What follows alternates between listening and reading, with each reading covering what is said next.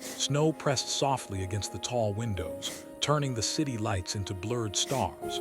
Inside the ballroom, music floated like a distant memory, glasses clinked, laughter rose and fell.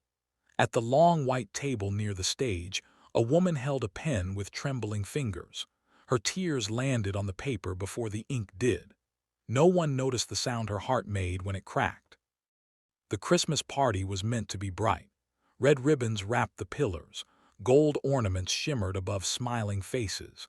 People leaned close to hear jokes, to trade business cards, to be seen.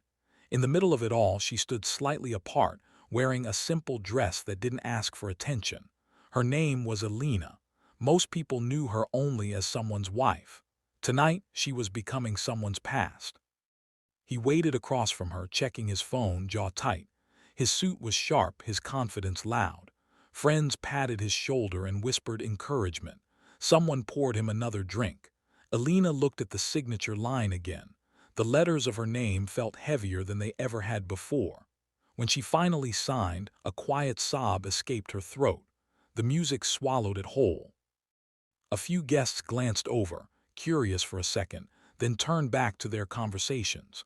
Divorce papers at a Christmas party felt awkward, but not important enough to interrupt joy. Someone joked that love never lasts in business circles anyway. Laughter followed. Alina wiped her face with the back of her hand and folded the papers carefully, as if kindness could still live there. She had always been good at disappearing into rooms like this.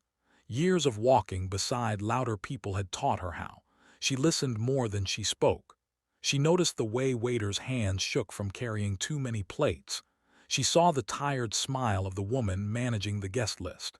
She felt things deeply, quietly, and never thought that made her special. Her marriage had begun with promises whispered late at night, away from crowds. It ended under chandeliers, surrounded by strangers. He said she was too soft, too slow, too content with little things. He wanted more noise, more admiration, more speed. Alina had loved him anyway, until love learned the shape of loneliness. After the signatures dried, she stepped outside onto the balcony. Cold air rushed to meet her, honest and sharp. Snow touched her hair and melted there. Below, traffic moved like a river that never rested. She breathed in, counting slowly, the way she had learned as a child when rooms felt too loud. Her phone buzzed once in her coat pocket. She didn't check it. Tonight was not for messages. Tonight was for letting go. Inside the ballroom, the party grew louder. A toast began, glasses raised. Her absence went unnoticed. That was how it had always been. Invisible doesn't cause disruption. What no one there knew was that Alina had grown up in a house where silence meant power.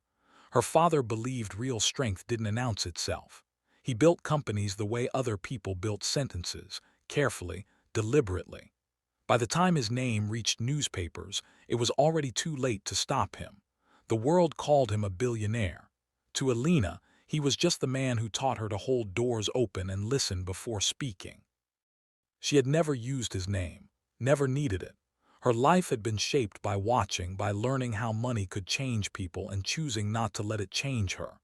When she married, she signed agreements that erased her past on paper. She wanted to be chosen for who she was, not where she came from. Tonight, that choice hurt, but she did not regret it. A soft voice interrupted her thoughts. The elderly janitor, pushing a cart of empty glasses, paused near the balcony door. He asked if she was all right. Alina smiled through wet eyes and said she would be. He nodded, as if he understood more than she had said, and returned to his work. That small kindness stayed with her longer than any speech inside. The turning point came quietly, without music or witnesses. Standing alone in the cold, Alina realized something simple.